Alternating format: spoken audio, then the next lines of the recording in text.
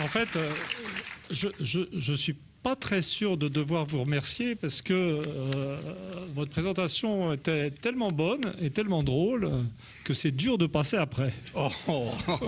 Tu m'as déjà fait le coup, oui. Mais non, mais vraiment, sincèrement, c'est beaucoup plus facile de commencer avec un truc, bon, faut pas demander nul, mais au moyen. Mais là, c'était juste trop brillant, donc je suis... Et puis la salle est impressionnante, donc c'est quand même un peu dur, quoi. Emmanuel, mais merci quand même. Il y a tous ceux qui sont dessous, hein, que tu ne vois pas. Il y a un deuxième amphire dessous. Ouais, bon. Donc je vais essayer de présenter quand même ce livre qui est quand même qui est une sorte de bouclage quand même de carrière de chercheur. Donc qui est un moment émouvant dans mon existence et c'est un livre dans lequel j'ai fait la synthèse de trois grands éléments de mon travail, trois champs de recherche ou de découverte. Il y a toute une partie de mon travail de chercheur qui a consisté à établir un rapport entre la diversité des structures familiales paysannes à la veille de la modernisation, à la veille de l'urbanisation, et la diversité des trajectoires idéologiques suivies par ces pays. J'ai fait ça dans de nombreux livres, j'ai développé. Il y a un autre élément de mon travail qui a été écrit après, mais en vérité pensé et recherché en parallèle, qui est une tentative d'explication de la diversité des types familiaux eux-mêmes, ce qui est tout à fait logique. Donc, il fallait qu'à un moment donné, j'emboîte dans un livre l'émergence de la diversité des types familiaux, puis ce que ça impliquait en termes de diversité des trajectoires historiques, et puis une troisième partie qui est, comment dire, qui ne correspond pas à de la recherche dans des livres, mais qui correspond à une activité de commentaire et d'interprétation géopolitique que je n'ai pas tellement en France, puisqu'en France, je suis plutôt considéré comme un polémiste, fantaisiste, souvent tricard dans la presse, m'exprimant sur des sites parallèles, bizarroïdes. Mais au Japon, puisque j'ai déjà dû le faire peut-être ici déjà, non, avant je disais que j'étais au Japon une sorte de Mireille Mathieu des sciences sociales, mais comme maintenant j'ai plus de livres publiés en japonais qu'en français, puisqu'on fait des recueils d'interviews qui n'existent pas, je considère que j'ai atteint le stade d'Alain Delon des sciences sociales au Japon. Et donc là-bas, on me demande de m'exprimer sur l'état de la Russie, ce que devraient être les rapports entre le Japon et la Russie. Et là-bas, je suis considéré comme un géopoliticien incompétent, raisonnable, absolument le contraire de ce que je suis ici. C'est-à-dire pas du tout un polémiste. Donc quand j'arrive... au Japon, on me dit « mais vous semblez tout à fait d'accord avec M. Abe pour ce qui concerne les rapports avec la Russie ». Et en fait, ça n'est pas dit, mais la fin du livre qui décrit comment dire, l'état de l'Europe, du rapport de l'Allemagne à l'Europe, la comparaison de l'Allemagne et du Japon, deux pays de structure anthropologique assez semblables.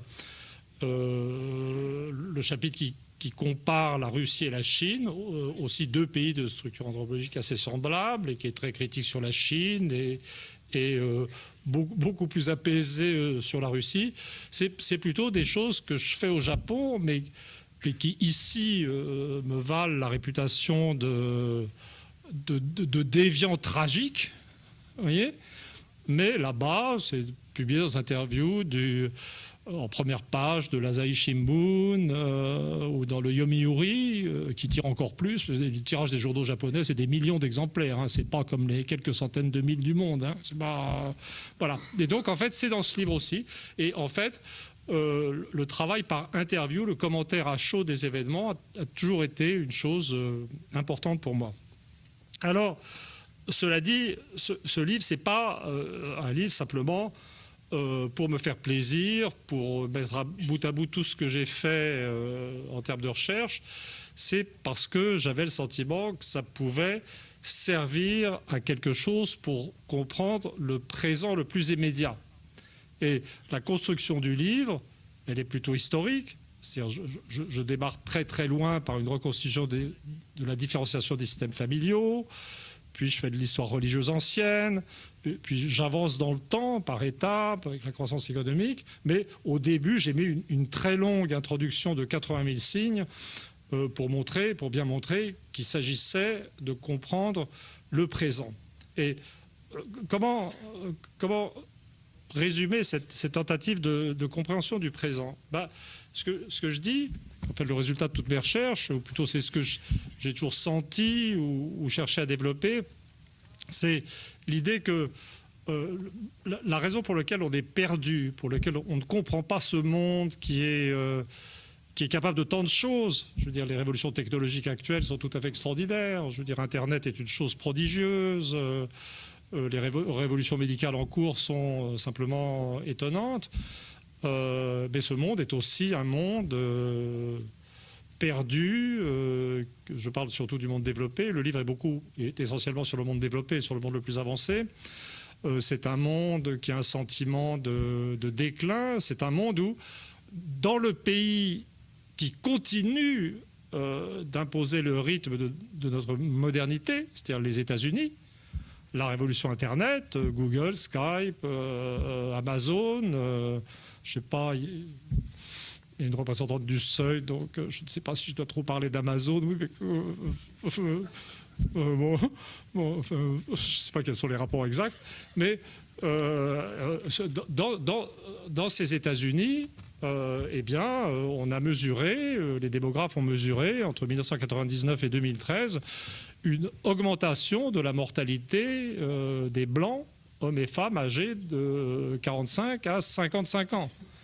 Et donc, si on est dans des situations d'augmentation de la mortalité, on a un problème. C'est-à-dire que ça devient très difficile de savoir si on est en train d'avancer ou de reculer.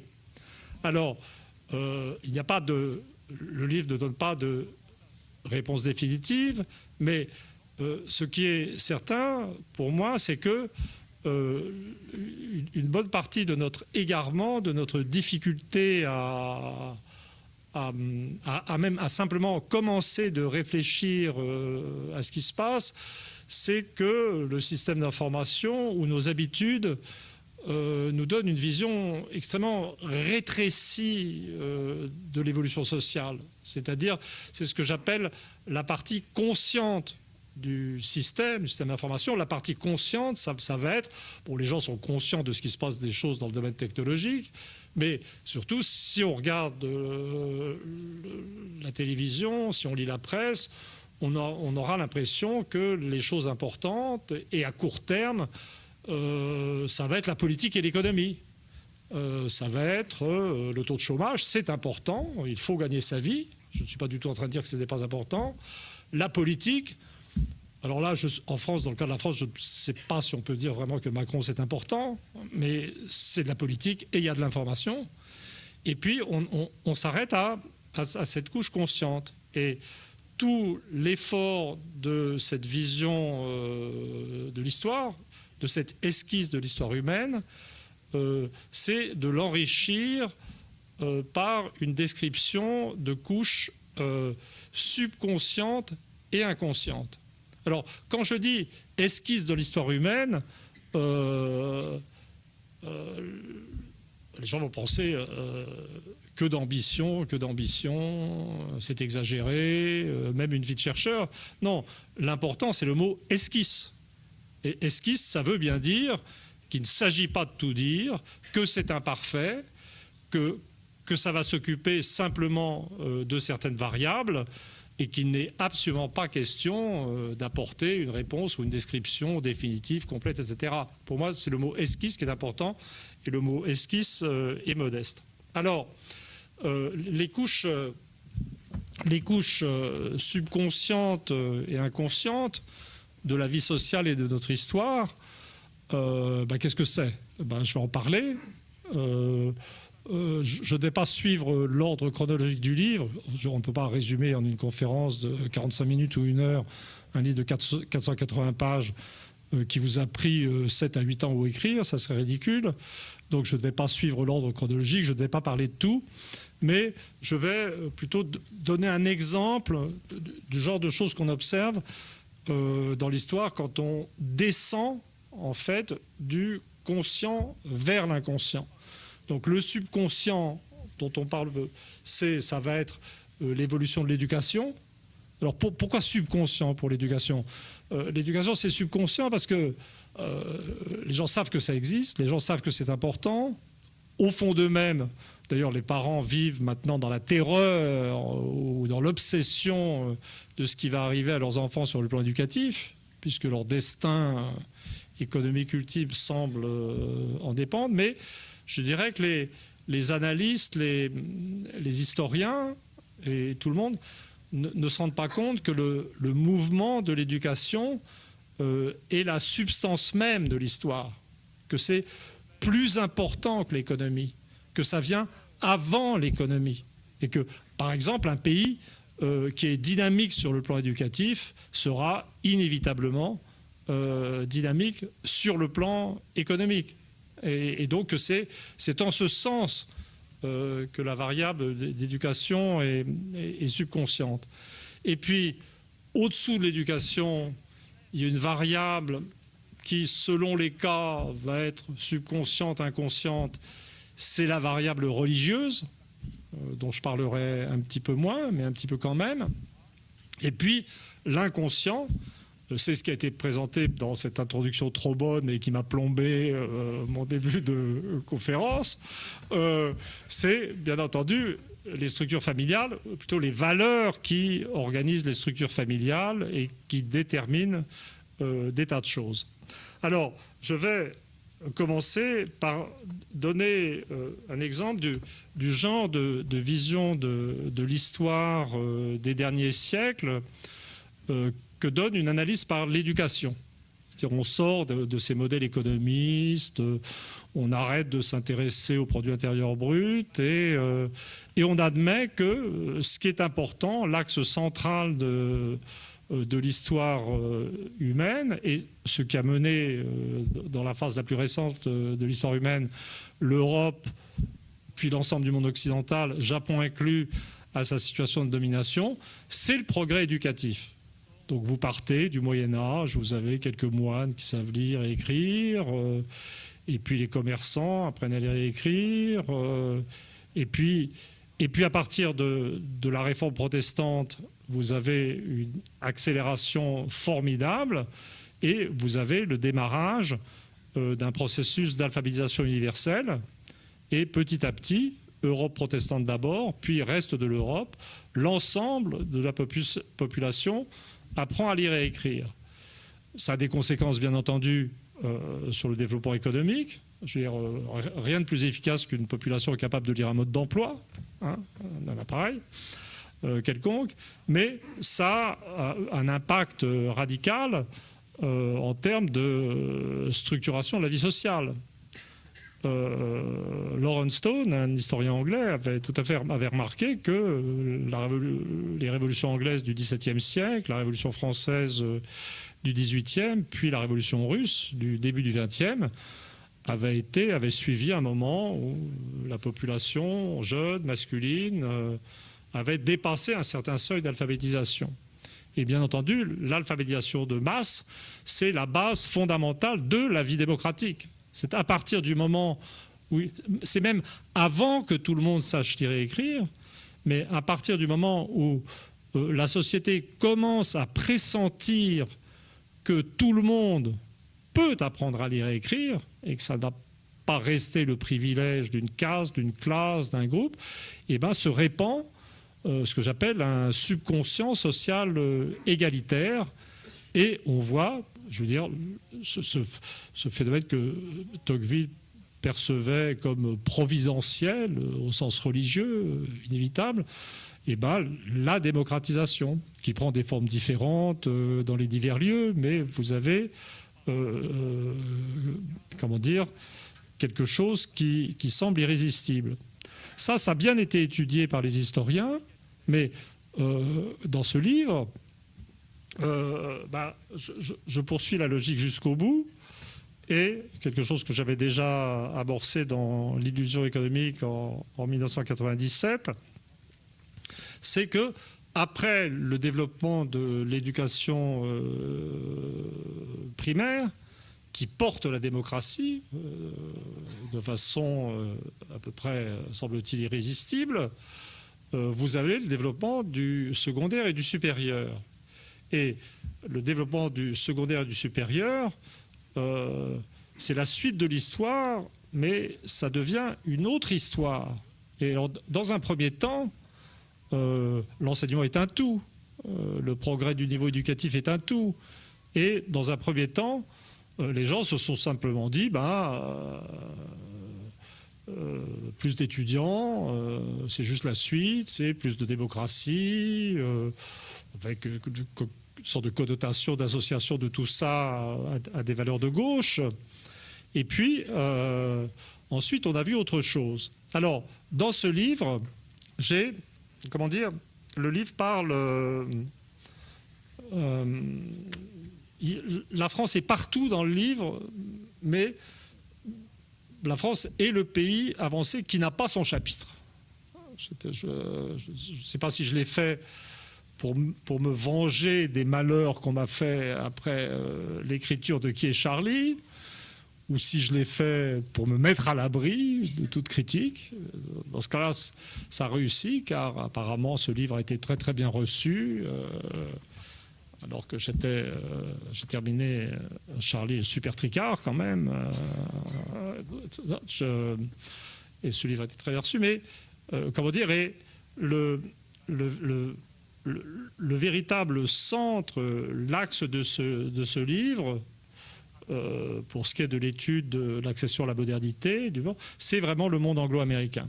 C'est-à-dire, j'ai fait le saut ultime pour un Français patriote. J'ai fini par admettre que, finalement, même la révolution politique importante, c'était l'Angleterre en 1688, c'était pas la France en 1789, que la première impulsion d'un système économique, capitaliste, mondialisé, c'était l'Angleterre, la deuxième, les États-Unis. Tout ça est banal, mais il y a une sorte de centralité, peut-être un tiers du livre est consacré au monde anglo-américain, centralité, et donc là, pour parler du développement de l'éducation et ce que ça a amené comme problème et dans quelle mesure le mouvement de l'éducation, de ce subconscient éducatif, explique les problèmes du présent, le plus simple, c'est de partir d'abord des États-Unis. Donc les États-Unis, vous êtes vers 1900 aux États-Unis, vous avez un grand pays protestant, donc vous avez l'un des pays les plus alphabétisés du monde. Le protestantisme exigeait l'accès des fidèles aux Écritures, ce qui avait provoqué chez les catholiques l'obsession inverse d'empêcher les gens d'apprendre à lire et écrire. Donc ensuite, vous n'avez pas un gros mystère sur l'explication de la divergence entre ces deux parties du monde occidental. Mais vers 1900, les États-Unis ne sont, en termes de niveau éducatif, qu'un pays protestant parmi d'autres. Ils ne sont pas plus avancés que l'Angleterre, l'Écosse, la Scandinavie ou la Prusse, ou même l'ensemble de l'Allemagne, puisque la partie protestante de l'Allemagne avait entraîné l'ensemble du pays, même sa partie catholique, dans le développement éducatif. C'est entre les deux guerres, vraiment, que les États-Unis sont devenus le leader, y compris dans le monde protestant, et par le développement de l'éducation secondaire, du système des high schools.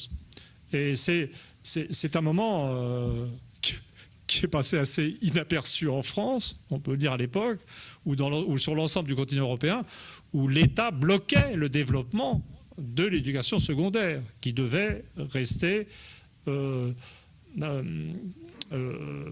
l'apanage d'une petite élite bourgeoise. Et ce qui est très intéressant, c'est que le développement de l'éducation secondaire américaine s'est fait de façon spontanée, anarchique, enthousiasme, avec une coordination nationale, mais que c'était le résultat d'un système libéral, progressiste, émancipateur, et qui ne pouvait pas être bloqué par l'État. Vous voyez, le libéralisme a quelquefois quelques bons arguments. Hein, c'est pas... Voilà. Alors, donc, développement très rapide du système secondaire, une proportion incroyable des jeunes GIs qui ont débarqué en Normandie avaient fait des études secondaires, à une époque où l'ensemble du continent européen était bloqué au niveau primaire. Ça a été très vite, les États-Unis ont enchaîné avec le développement du supérieur. Et là, il y a eu ce moment d'après-guerre. C'est à ce moment. Avant, l'Amérique était plus grande, plus riche, parce que plus productive en termes agricoles. Mais c'est à ce moment, dans ce moment de l'entre-deux-guerres et de l'immédiate après-guerre, que l'Amérique est devenue l'espèce de leader incontesté. Ce n'était pas juste parce qu'elle était grosse, elle était à un niveau de développement éducatif supérieur. C'était vraiment... donc évidemment, les intellectuels sur le continent étaient en train de considérer que les Américains étaient lourds, peu civilisés, qui ne connaissaient pas les véritables valeurs aristocratiques. La vérité, c'est que les Européens étaient devenus complètement arriérés sur le plan éducatif à l'époque. Voilà. Alors, la partie rose de l'histoire est sur le point de s'interrompre, parce qu'il est très vite apparu que le développement de l'éducation supérieure n'allait pas être pour tout le monde. Et dès 1965, la proportion de chaque classe d'âge atteignant le stade d'études supérieures complètes s'est bloquée autour du tiers de la population. Et on s'est rendu compte, est-ce qu'on s'en est rendu compte? Je veux dire, ça a produit à l'insu d'une société se pensant démocratique une nouvelle fragmentation culturelle de la société, avec un tiers des gens atteignant le niveau du supérieur, 20% calés en bas à un niveau primaire, tous les stades intermédiaires. Et ça a été, je dirais, utilisant cette expression qu'on m'attribue tout le temps et qui n'est pas de moi mais de Marcel Gauchet, là je fais une frappe préventive, je veux dire, le premier exemple de fracture sociale en fait, au sens de fracture socio-culturelle, et qui est apparu en fait au plein jour aux États-Unis dès l'époque de la guerre du Vietnam. Au moment de la guerre du Vietnam, c'est là qu'on a vu apparaître une sorte de clivage dans cette culture plutôt démocratique, où jusque-là, la classe ouvrière était censée appartenir, très aisée, appartenir aux classes moyennes.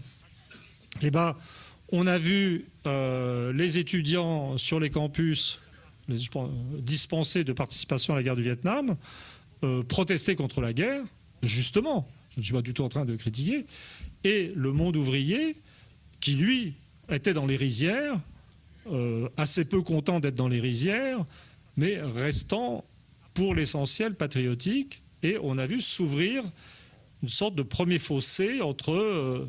est-ce qu'on doit dire... Les mots élite et masse ne sont pas les bons, parce que c'est tous des masses. Je veux dire, le supérieur, c'est des élites de masse. Hein, donc et c'est après... Ensuite, je vais te forcer un peu à accélérer. C'est seulement après l'ouverture de cette fracture culturelle que l'Amérique a dérapé dans un sens inégalitaire sur le plan économique.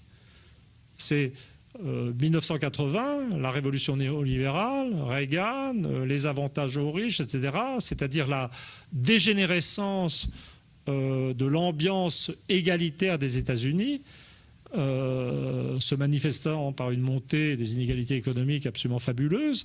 C'est après l'apparition de ce clivage éducatif. Et bien entendu, les États-Unis n'ont fait qu'ouvrir la voie à tout le monde, et on a suivi avec nos 30 ans de retard. C'est-à-dire que le moment où l'éducation supérieure se grippe en France et où on atteint ce tiers de la population qui va faire des études supérieures complètes, et où on commence à sentir que l'éducation supérieure, ça ne va pas être pour tout le monde, c'est les années 90-95.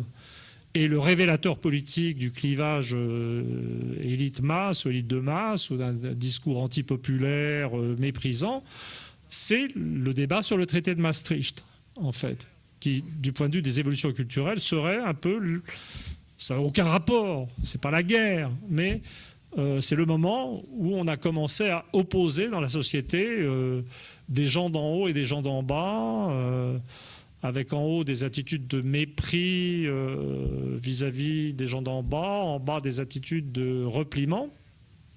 Et le problème n'est pas simplement que les gens qui avaient fait des études supérieures ont commencé à se penser vraiment supérieurs, ce dont personnellement je doute de plus en plus. Les plus grands doutes sur la capacité de l'éducation supérieure à définir des gens vraiment supérieurs. Mais c'est que ce monde des éduqués supérieurs a pu se mettre à vivre en vase clos.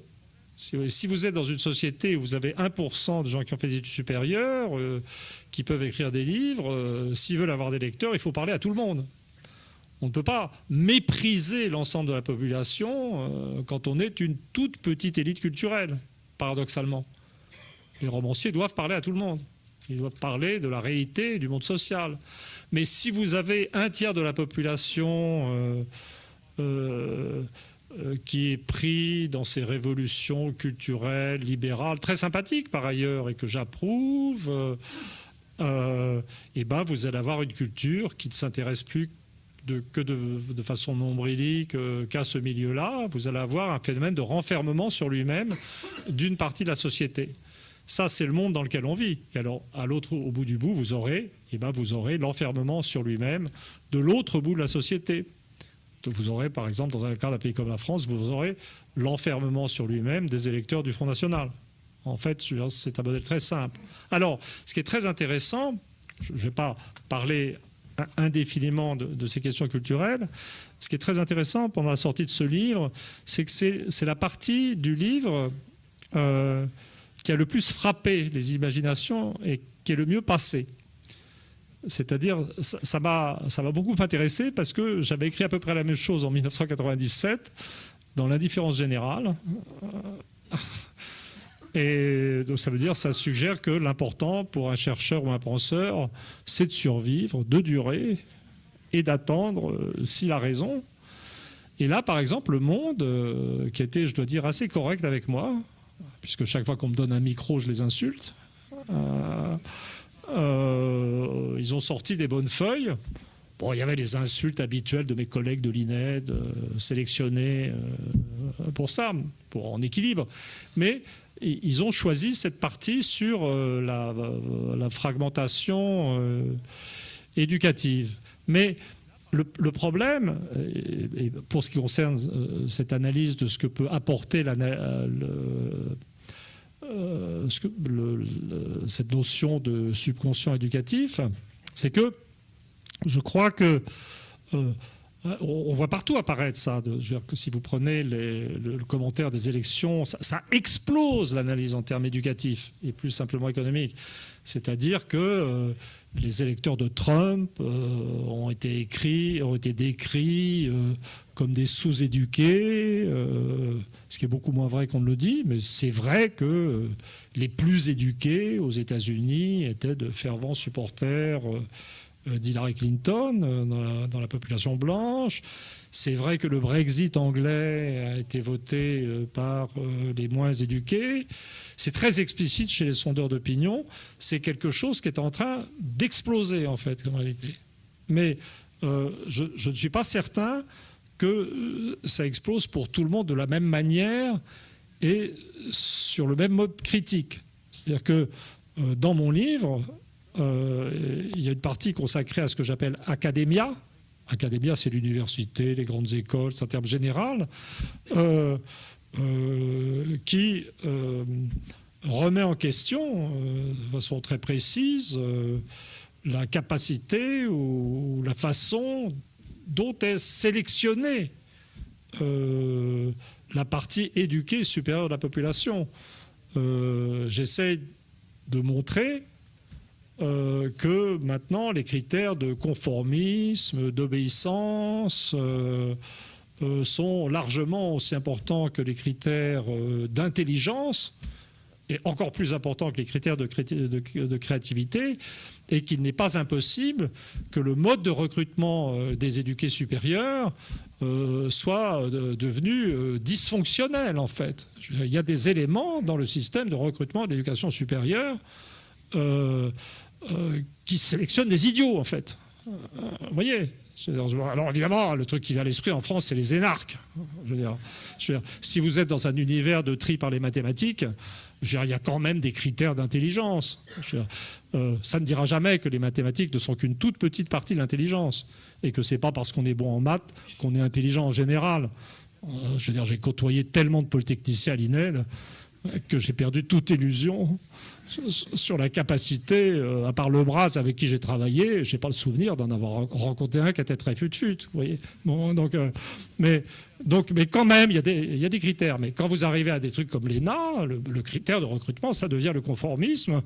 Et pour la botte de l'ENA, c'est-à-dire les gens qui sortent dans les grands corps, l'inspection des finances, la Cour des comptes, le Conseil d'État, le critère de recrutement, c'est le faillotage, en fait, c'est le conformisme. Donc vous avez peut-être un système éducatif qui sélectionne les moins aptes à avoir des idées. Hein ? C'est très intéressant comme concept et ça permet de réfléchir à ce qui est en train de se passer en France sur le plan économique et à la destruction de notre appareil industriel, de notre économie, par quelque chose comme l'euro. Mais je pense que chez beaucoup de gens qui acceptent, et je crois que maintenant c'est la majorité des gens qui acceptent l'idée que la fragmentation éducative explique toutes sortes de choses, explique le Brexit, explique Trump, explique le Front National, beaucoup de gens, en fait, pensent que peut-être, ça n'est pas dit, hein, je spécule, j'imagine des pensées qui n'ont pas été communiquées, je suis peut-être en train de diffamer. Ils disent, bah oui, effectivement, c'est regrettable, la démocratie est morte, mais quand même... je veux dire, l'existence de cette fragmentation par l'éducation supérieure révèle que les gens n'ont pas le même niveau intellectuel et qu'il va falloir vivre avec ça, que c'est regrettable. Vous voyez, donc en fait, il y a une interprétation, je dirais, de conformisme ou d'acceptation de l'inégalité de cette thèse. Et puis, il y a une interprétation qui pourrait être plus contestataire et révolutionnaire. Alors, j'ajoute pour finir sur cette question de l'éducation, que ce qui est quand même, j'y ai fait allusion quand j'ai parlé du rôle du protestantisme dans le développement de l'éducation. J'ai dit le développement de l'éducation, c'est le moteur de l'histoire. Mais ce qui est très intéressant, et ça vient avant le développement économique, mais ce qui est quand même très important aussi, c'est de voir que la motivation derrière le décollage éducatif est totalement irrationnelle et religieuse. C'est-à-dire, j'étudie 2 moments dans le livre où il y a 2 religions qui ont vraiment fait de l'éducation une priorité.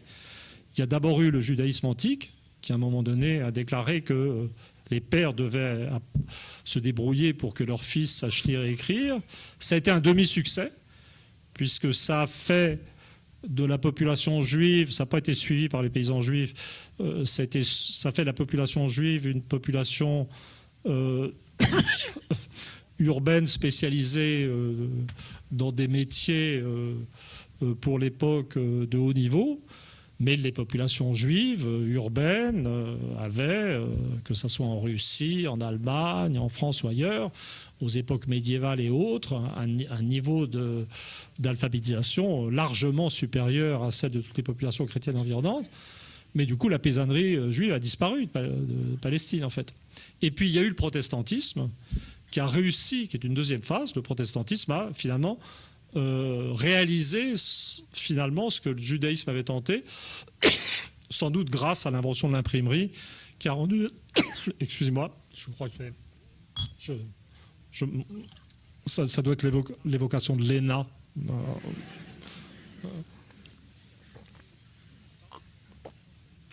M'a fait commencer à m'étouffer de rage. Non, pas vraiment, pas vraiment. Je suis plutôt réconcilié avec l'humanité ces temps-ci. Et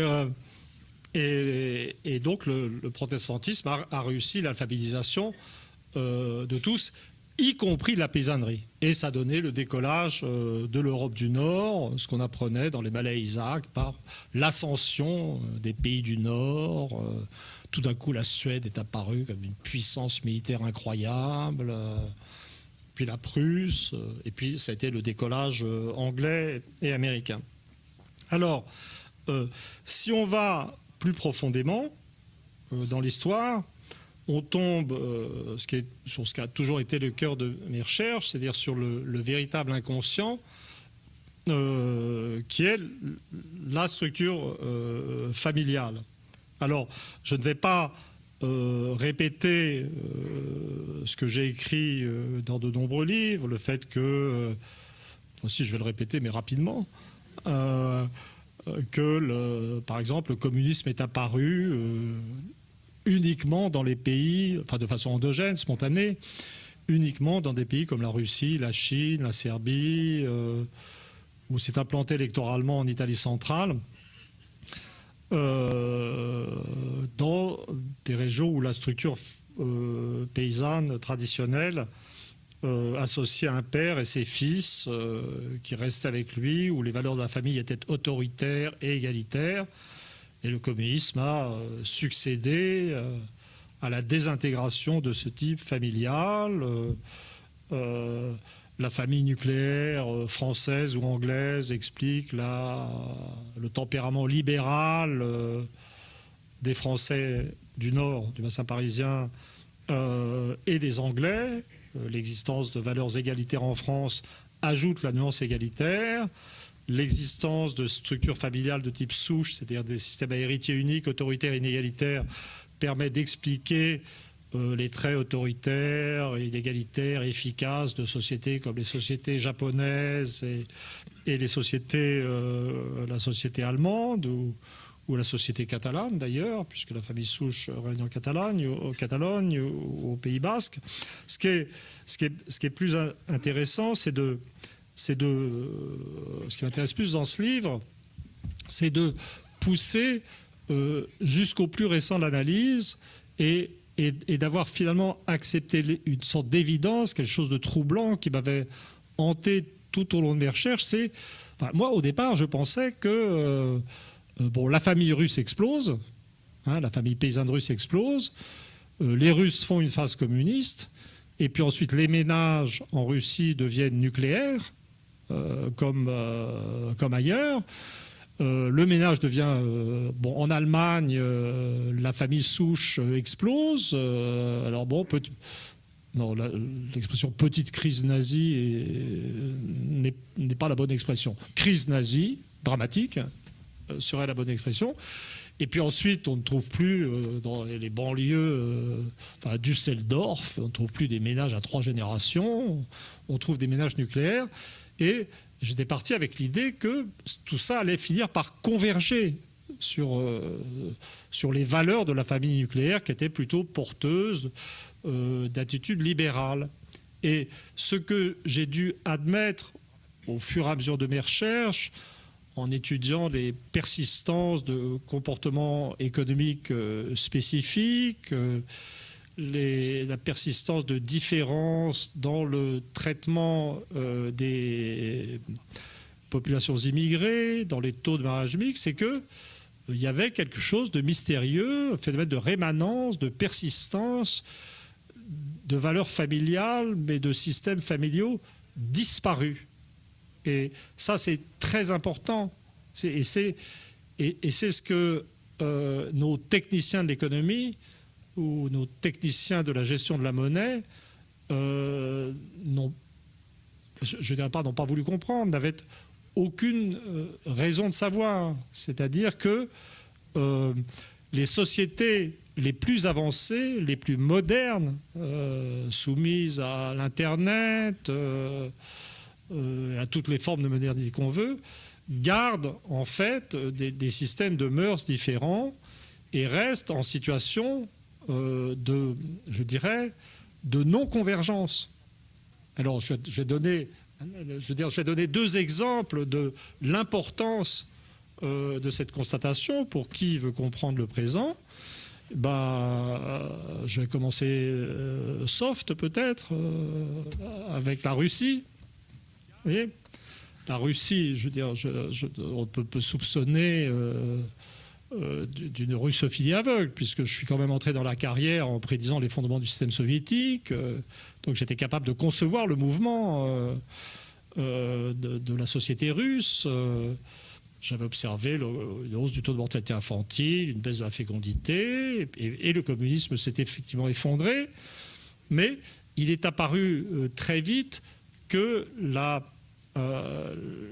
société russe, même pratiquant des élections, car il y a des élections en Russie, contrairement à ce qu'on pourrait croire quand on écoute la télévision, il y a des élections, il y a un gouvernement qui est soutenu par une écrasante majorité de la population, une population qui est quand même un peu unanimiste de tempérament, qui semble exercer son droit de suffrage sans avoir une réelle volonté de pratiquer la démocratie d'alternance, mais c'est quand même... Je ne dis pas que les conditions de liberté d'expression sont équivalentes à celles de l'Europe occidentale. Je ne suis pas complètement aveugle à une certaine rigidité des choses, mais si vous voulez, le discours paranoïaque de l'Occident sur un complot du gouvernement russe, poutiniste, pour empêcher l'épanouissement de la démocratie en Russie, oui, une sorte de complot qui vient d'eau, et pour un anthropologue comme moi, et qui a pris conscience de ces phénomènes de persistance de valeurs, totalement ridicule. Il y a même des dissidents du régime Poutine qui sont passés à l'Ouest et qui ont rapporté des conversations très très intéressantes entre Poutine et ses collègues, dont le niveau intellectuel est tellement supérieur à celui des Occidentaux que c'est absolument incroyable. Enfin, c'est vraiment, ça doit être des restes de formation marxiste et de sens de l'histoire. Ils sont vraiment bien meilleurs intellectuellement, aucun problème. Où ils disent ça on libéraliserait bien, mais les Russes vont pas supporter. Parce que le tempérament de la population est autoritaire, égalitaire, communautaire. Et donc la Russie est en vérité... Alors, est-ce qu'on peut parler de démocratie autoritaire ou démocratie de tempérament autoritaire? Mais disons que c'est quelque chose qu'on peut, ou peut-être qu'on doit accepter avant de s'exciter sans arrêt contre le régime et de se lancer dans des conflits qui en vérité ne sont pas de nature politique, mais qui sont de nature anthropologique. Et puis alors, il y a toutes sortes, quand on rentre dans ce genre d'analyse, il y a aussi toutes sortes de choses qu'on refuse de voir, à savoir que quand on regarde le développement de l'éducation en Russie, on voit qu'il y a un paradoxe dans la culture russe, c'est que c'est une culture communautaire, centrée sur les hommes en théorie, mais où le statut des femmes est resté très élevé, parce que ce système communautaire était récent dans l'histoire. Et donc,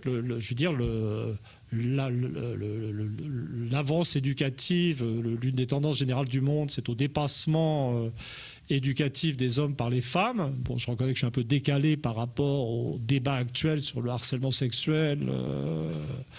Mais quand on se projette en avant et quand on regarde l'écart éducatif grandissant entre hommes et femmes en faveur des femmes, Et quand on voit ce que ça implique pour le futur, on se rend compte que les débats actuels sont déjà des débats du passé. Mais les Russes sont clairement sur une trajectoire, je ne sais pas si on doit dire autoritaire féministe. C'est intéressant quand même à étudier. Enfin, je ne sais pas si vous entendez parler souvent de la Russie comme ça, à TF1 ou sur France 2. Mais c'est le genre de perception qu'on a quand... Donc, premier exemple d'application de l'anthropologie historique la plus récente à une vision du monde qui pourrait permettre d'éviter certains conflits absurdes. Bon, alors, maintenant, j'en viens sans doute au chapitre le plus horrible de mon livre, celui qui concerne non pas du tout la comparaison de l'Allemagne et du Japon, qui est extrêmement technique. Moi, je considère que je suis l'un des rares Français qui soit véritablement respectueux de la grandeur de l'histoire allemande, puisque je reconnais que c'est à l'Allemagne qu'on doit le développement de l'alphabétisation universelle. Donc je répète ça par habitude parce qu'on me traite sans arrêt de germanophobe, alors que je suis peut-être le seul véritable germanophile de ce pays. Donc je suis un peu troublé. Parce que si j'admets des propositions du style, oui, le nazisme, je ne pense pas que ça aurait pu avoir lieu ailleurs qu'en Allemagne, j'admets aussi que je pense que l'alphabétisation universelle, ça n'aurait pas pu avoir lieu ailleurs qu'en Allemagne à cause des structures souches, et donc l'Allemagne est au cœur du processus de développement du continent. Voilà, mais donc je laisse de côté ça, et j'en viens maintenant à ce que ce genre d'analyse anthropologique peut donner pour la compréhension de l'euro. Ça, c'est vraiment... souvent, vous savez, vous avez des théories qui naissent d'une admission par le militant politique de son échec. Un livre comme Le tableau politique de la France de l'Ouest, d'André Siegfried, est né de ces échecs politiques. Il ne comprenait pas pourquoi les gens de l'Ouest restaient toujours aussi réacs et pourquoi ils n'arrivaient pas à faire avancer les idées. Et donc, il a développé une théorie des mentalités stables, quelque chose qui est assez proche de choses que je dis, en fait. C'est pour ça que j'en parle. Regardez l'euro. Alors, dès 92, j'ai vu que l'euro n'allait jamais marcher. Parce que les pays restaient trop différents sur le plan des systèmes de mœurs, parce que chaque nation, avec son système de mœurs différent, a besoin de sa monnaie. La bonne façon pour la France de régler la question du coût du travail, ce n'est pas de bousiller le code du travail, ce n'est pas de réformer, de flexibiliser, c'est de dévaluer. C'est tellement plus simple, tellement plus indolore. Mais évidemment, dans l'euro, on ne peut plus dévaluer. Donc il faut taper sur le coût du travail. Et donc on a des gouvernements qui se consacrent à ça parce qu'ils ont perdu le pouvoir de création monétaire. Mais ce qui est vraiment intéressant, c'est que l'échec de l'euro était prévisible et il est avéré. C'est-à-dire qu'un pays comme la France vit avec un taux de chômage structurel de 10%. On se dit, si on était dans un monde économique rationnel, et même un monde où il y aurait des conflits de classe, comme il y en a, je veux dire, on évoluerait vers de plus en plus de critiques de l'euro. Mais la réalité de la France, et même de l'ensemble de la zone euro, c'est au contraire un affaiblissement de la critique de l'euro. Donc vous devez résoudre ce paradoxe d'une monnaie qui dysfonctionne totalement, je veux dire qui contraint, en France on a 10% de chômage, il y a des frontaliers qui partent travailler en Allemagne tous les jours, mais ils reviennent, ou en Suisse, mais dans des pays comme l'Espagne, l'Italie, les jeunes éduqués doivent émigrer pour aller travailler en Allemagne. Enfin, je veux dire, c'est une situation c'est décrit dans le livre, qui est vraiment dramatique. C'est presque un état de guerre économique interne. Et pourtant, l'opposition à l'euro faiblit sans arrêt. Et regardez, nous venons d'assister à cette chose extraordinaire qui est l'implosion du Front National sur la question de l'euro. Au moment même où jamais, où toute l'industrie française est en train de partir en morceaux, on vient de se faire racheter Alstom, on veut une sorte de 1940 économique à froid, et il n'y a plus aucune critique. C'est un paradoxe. Pourriez-vous dire oui pour me rassurer? Voilà. Mais si vous avez cette idée de valeur familiale, anthropologique, politique, ancrée dans l'inconscient des régions, des peuples, des nations, vous appelez ça comme vous voulez, vous pouvez faire ce que j'ai fait. C'est-à-dire que j'ai fait dans ce livre, j'ai une carte, il y a 4 cartes en couleur dont je suis très content, et l'une des cartes en couleur, qui m'ont donné beaucoup de mal, et l'une des cartes en couleur, c'est une carte des tempéraments autoritaires et inégalitaires en Europe, et en particulier dans la zone euro. Donc je prends la carte des structures familiales souches, autoritaires et inégalitaires. Comment dire, ça n'est pas dogmatique. Donc j'ai repris la notion de catholicisme zombie qui m'avait valu tant de problèmes avec qui est Charlie. Mais je ne sais pas là pourquoi c'est très bien passé. Apparemment, ça n'a pas été trop critiqué. Et donc j'ai fait une superposition et j'ai regardé les régions d'Europe et de la zone euro où le tempérament local, tel qu'il était défini par les valeurs familiales et religieuses en rémanence, des choses qui sont censées avoir disparu mais qui sont quand même toujours là, et vous vous rendez compte simplement que les valeurs politico-idéologiques dominantes de la zone euro sont simplement des valeurs autoritaires et inégalitaires. C'est-à-dire qu'il y a une poche de libéralisme égalitaire dans le bassin parisien, mais si vous ajoutez l'Espagne du Nord catholique, l'Italie centrale autoritaire égalitaire, c'est pas juste l'Allemagne, c'est pas juste l'Allemagne. Vous rajoutez des morceaux des Pays-Bas, le catholicisme zombie de Belgique. La zone euro n'est pas du tout une région de tempérament libéral. Et donc c'est finalement, vous dites, oui, en fait, si l'euro, effectivement, si vous partez du principe que l'euro a été inventé comme une monnaie qui doit être là, une conception anglo-saxonne de la monnaie, d'une monnaie sympa, qui est là pour faciliter les échanges économiques, pour libérer les individus sur le marché, l'euro est une monnaie absurde. Mais si vous dites que l'euro a été conçu comme un élément de discipline sadomasochiste des comportements sociaux, un truc pour dresser, conformément au principe de l'ordolibéralisme, vous dites, c'est normal que ça ait marché et que ça soit accepté, puisque c'est le tempérament des zones en question. Donc vous avez peut-être que la zone euro, c'est la population, c'est une population, je veux dire, qui aime souffrir économiquement, dont les classes moyennes tolèrent très bien la souffrance des autres. C'est un concept légèrement différent. C'est un petit peu différent. Et donc j'ai un paragraphe dont je suis très content, qui s'appelle, du titre, je ne suis plus très sûr du titre, l'Europe post-démocratique, puisqu'évidemment avec l'euro on ne peut plus gouverner librement, nationalement, etc. Donc il n'y a plus de démocratie. L'Europe post-démocratique, un monde normal.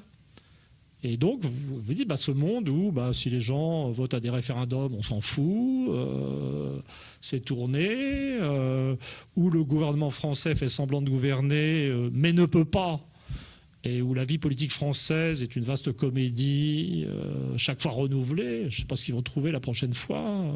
Macron, c'était bien quand même, l'explosion du PS, tout ça. Mais en vérité, comme comme le gouvernement, comme le président de la République française a perdu le pouvoir de création monétaire et n'a aucun pouvoir, ça va, il ne se passe rien. Vous voyez, c'est un monde post-démocratique. Voilà, donc c'est quand même... en ce sens que, et je suis parfaitement sincère, je ne suis pas du tout ironique. Et puis, surtout, j'arrive à cette chose assez rassurante, c'est-à-dire que je ne pense pas je peux demander à tout le monde de connaître les structures familiales de toutes les régions d'Europe. Il faut me faire confiance un minimum. Et vous n'êtes pas forcé de me faire confiance.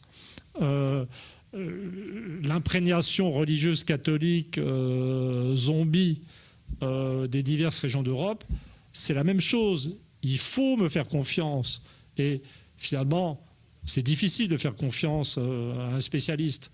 Mais il y a une façon beaucoup plus simple d'accepter, de comprendre comment l'euro se combine, a permis la liquidation de la démocratie en Europe, et comment la liquidation de la démocratie en Europe permet de ne plus tenir compte de l'intérêt réel des populations.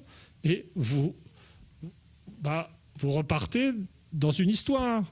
L'une des immenses escroqueries de l'histoire contemporaine, de ce qu'on nous raconte tous les jours à la télévision, c'est l'idée que l'Europe continentale serait le lieu de naissance de la démocratie libérale.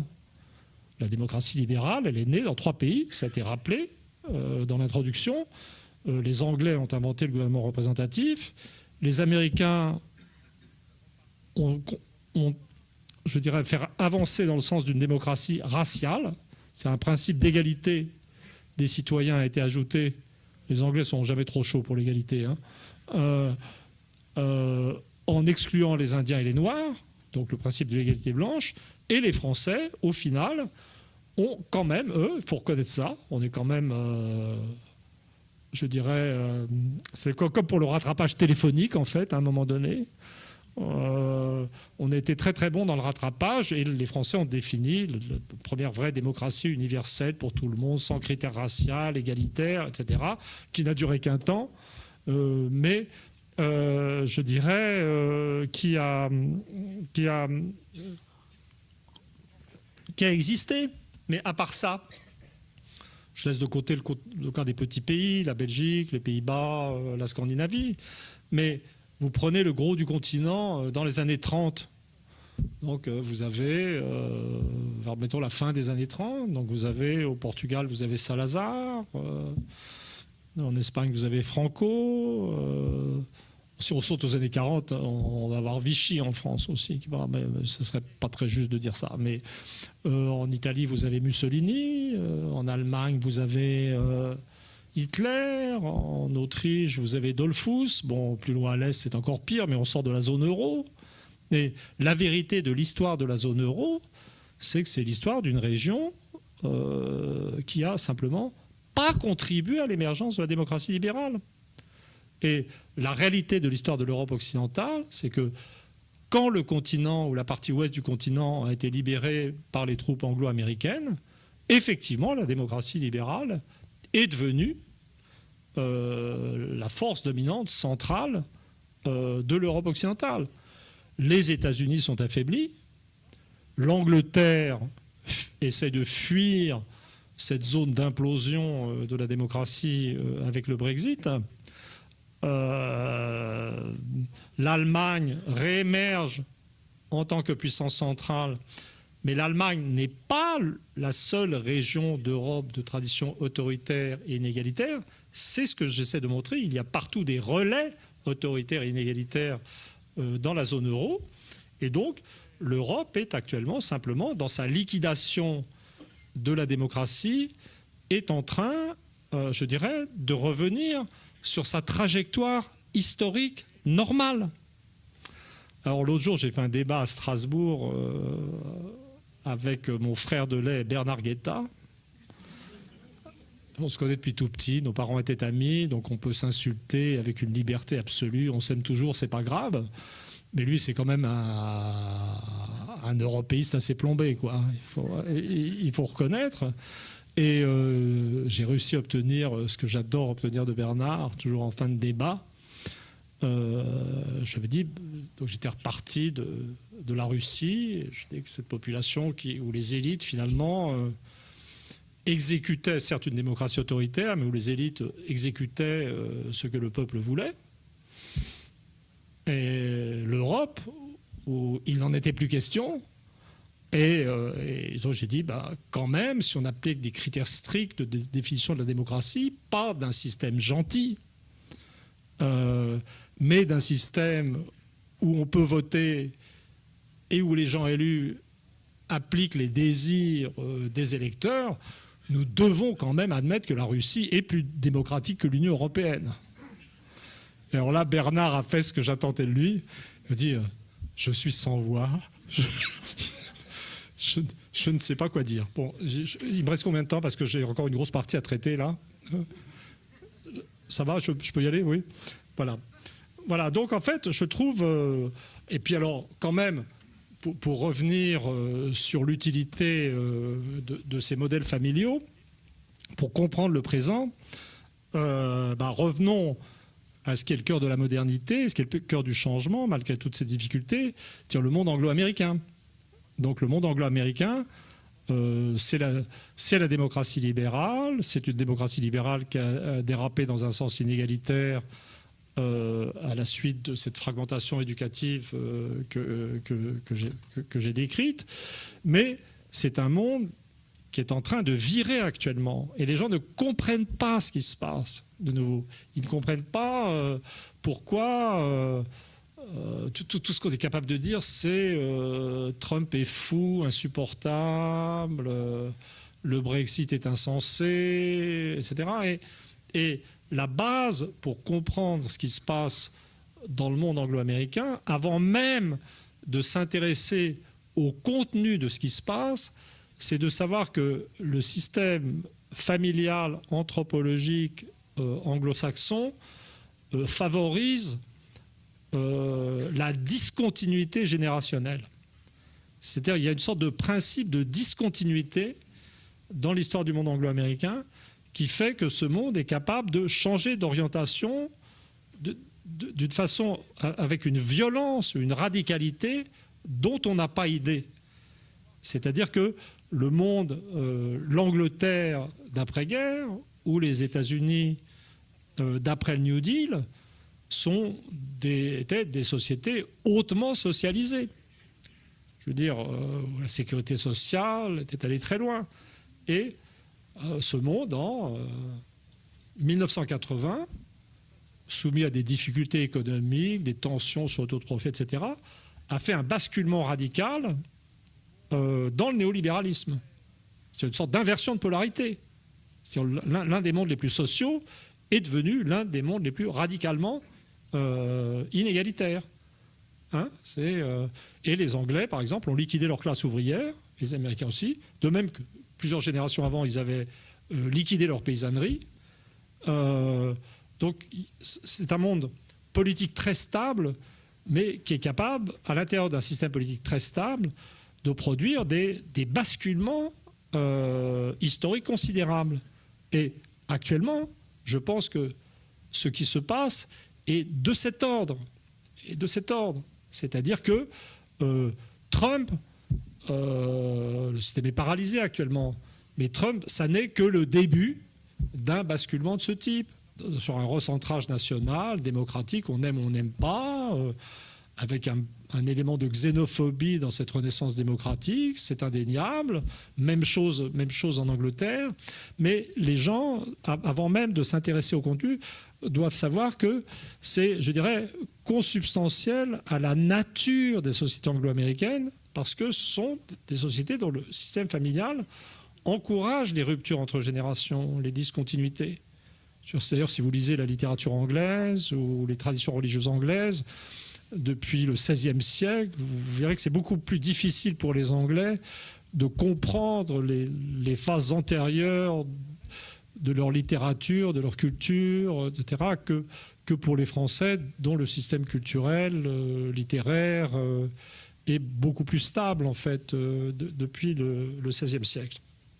Alors, j'en viens maintenant, parce qu'il faut que je traite quand même ce qui est pour moi le plus important, ça serait dommage, qui est le point de départ du livre. Donc là, j'ai parlé des conséquences les plus récentes de la diversité persistante, de la diversité anthropologique persistante des sociétés les plus avancées. C'est là que mon livre est fondamentalement, radicalement antiraciste, car je n'oppose pas fondamentalement les pays avancés aux pays non avancés. Je prends les pays avancés et je dis qu'à l'intérieur du groupe des pays avancés, il y a toujours de la diversité anthropologique. C'est vraiment, donc c'est une vision tout à fait, en fait, implicitement, tout à fait universaliste, puisque je ne dis pas le fait d'être avancé